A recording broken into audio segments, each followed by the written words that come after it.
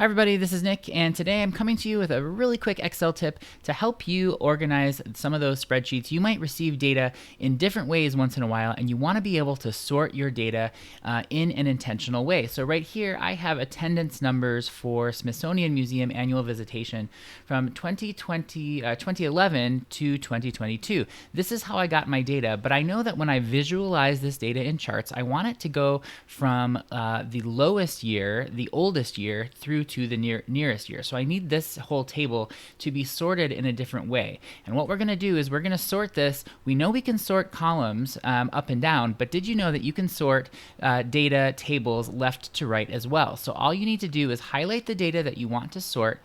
We're going to go ahead and right click, and we're going to click on sort, and then I'm going to go down to custom sort. Now right here, if I click on the options button, it will give me an option to say sort top to bottom or sort left to right. We're going to sort left to right, click OK, and now this gives me my sort options here, give me the rows instead of columns. So I want to sort this by row number 2, that's my year row, and we're going to sort it smallest to largest instead of largest to smallest. So let's click OK and see what happens.